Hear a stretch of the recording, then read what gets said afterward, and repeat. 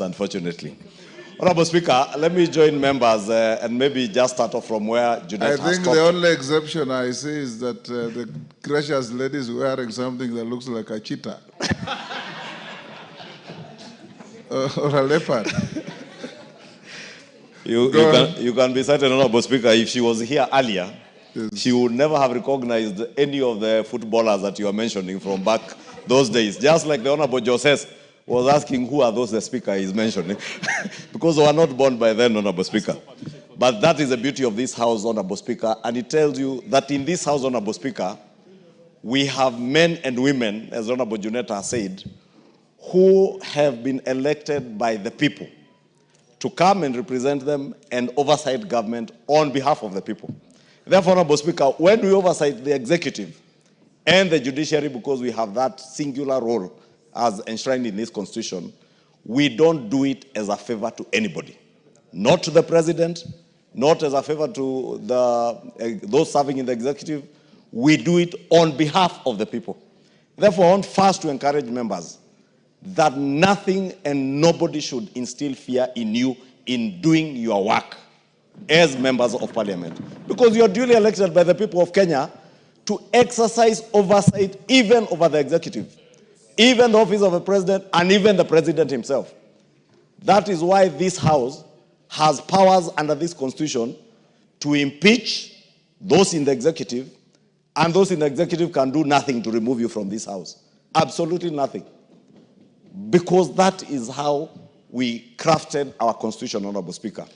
Honorable Speaker, I have listened to many of the contributions, and let me take particular interest to what the Honorable Tienda Omolo said. That we have a Powers and Privileges Committee in this House, Honorable Speaker, which fortunately is chaired by none other than yourself.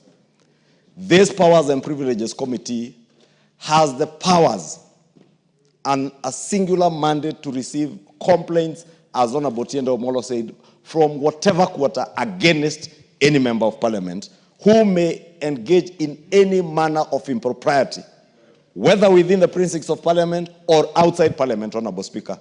It is not fair to condemn the House in its entirety, Honorable Speaker. We have young members like Honorable Njeri, Honorable Joseph, who just joined this House the other day, Honorable Speaker. We have older members like the Honorable Kenyan, the father of the House, who has been here for a long time, and yourself, Honorable Speaker. When this House is condemned, you are condemned. The Honorable Kenyan is being condemned. The Honorable Njeri and Joseph here are being condemned. Honorable Speaker, if there are people who have suffered, I am among those people who have suffered immensely from this condemnation. I was a sponsor of that bill the Honorable Murugara was speaking about as leader of the majority. I saw yesterday when figures of 150 million shillings were mentioned that relate to the Senate. There are people who went on social media to say, oh, that is the 150 million Kimani Ichungwa used to purchase I don't know what where, Honorable Speaker. No, this time they didn't mention a chopper, they were mentioning shares I invested in a bank. But I have invested an investment I have made, Honorable Speaker, from money I have borrowed from our own parliamentary circle and my other circle in Muhasibu.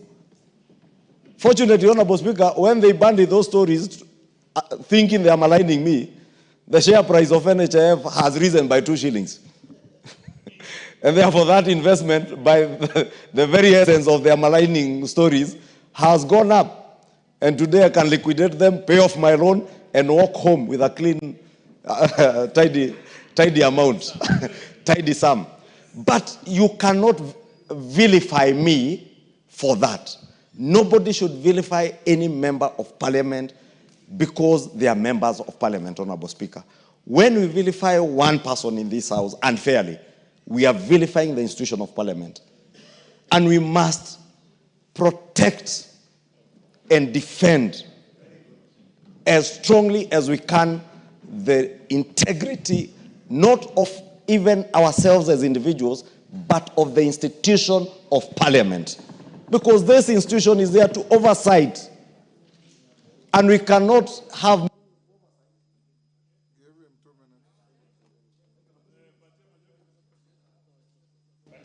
Honorable Speaker, I was saying we cannot have meaningful oversight over the executive if we are seen to be beyond reproach, Honorable Speaker. Let us use our Powers and Privileges Committee to ensure, Honorable Speaker, if by any chance there is any one of us, and I say any one of us, Honorable Speaker, including myself, who, Honorable Speaker, as the Swahili would say, aliye na tuhuma yoyote, let them be before the Powers and Privileges Committee and also before the investigative agencies like EACC, so that they may take action so that we protect the institution of Parliament, Honorable Speaker. Two, Honorable Speaker, on the question of what is provided for in Article 94 to 96 of our Constitution, and I don't want to repeat what has been said about the powers of the House, in the, our sister House in the Senate, to oversight national revenue that is going to the counties. I think it is a matter, and I said it yesterday, Honorable Speaker, in that meeting, that it is a matter that is explicitly provided for in the Constitution. We cannot amend this Constitution by vilifying the institutions of Parliament, whether it is the National Assembly or the Senate. Let us just purpose to live by the tenets of this Constitution. Honorable Speaker, NGCDF. Again, NGCDF is vilified and attacked in this fashionable thing to attack members of Parliament. NGCDF does not belong to members of Parliament. The Kikuyu NGCDF does not belong to Kimani Ichungwa. Neither does the Eldasa NGCDF belong to the Honorable Kenyan Mohammed. Adan Kenyan. Honorable Speaker, NGCDF belongs to the people of Kenya, to the constituents who have elected us to come and represent them here. We oversight NGCDF just like any other fund in government. Honorable Speaker, when the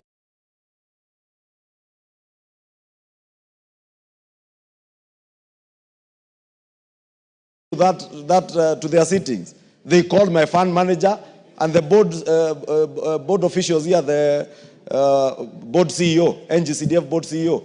Therefore, Honorable Speaker, we must also protect NGCDF, not for our own sake, not because we have anything to do with NGCDF, because it has everything to do with delivery of public good and services to the people who have elected us to represent them, Honorable Speaker. And let me just conclude by saying, Honorable Speaker, we would have no business being the people's representatives if we have nothing that we can oversight those that have been charged by the people of Kenya to hold public funds in their trust. Then we have no business being members of Parliament if we can't oversight. We will have no business being members of Parliament if you will be able to go to your constituency. You find at a time like now when it is cold and rainy, a school latrine has sunk or a roof has been blown away, and you cannot influence anything, Honorable Speaker, with the NGCDF committees to ensure that you make good the lives of the people who have elected you. We must protect NGCDF with our blood and our souls, Honorable Speaker, in this House. We must. And we must tell everybody, Honorable Speaker, even those who are in the county governments, Honorable Speaker, and we have said it numerously, we are not in competition with the county governments. NGCDF, as Chepkonga has said, the new NGCDF Act of 2015 makes it very clear what role NGCDF plays in education, in security, Honorable Speaker. We amended the Act here the other day, Honorable Speaker, to even remove the contentious issues that were there before, like sports, and we removed them, Honorable Speaker, because we want to live and abide by what is provided for in this Constitution. Therefore, Honorable Speaker, let me say, we must, as a House, stand together, stand strong, and walk with our heads high, Honorable Speaker, if you have nothing to be suspicious of anything you do. Finally, Honorable Speaker, let me ask ourselves, the things we say, the things we do out there, also portray something of us. The things that were said here of the finance bill last year, Honorable Speaker, that members were being paid to vote this and that, Honorable Speaker, those are the things that lower the dignity, and we keep saying, lower the dignity of this House and entertain even those who are vilifying and entertaining things being said against us, Honorable Speaker. I beg, Honorable Speaker, to end there, and thank you. Honorable members, let me thank you as a House particularly the Honorable Murugara and Honorable Wandeto, for having found it within their powers and necessary to bring the statement and the motion which I didn't approve, but which I informed the House and allowed Honorable Wandeto to have the first bite. Honorable members, as your Speaker, I shall always be your first and last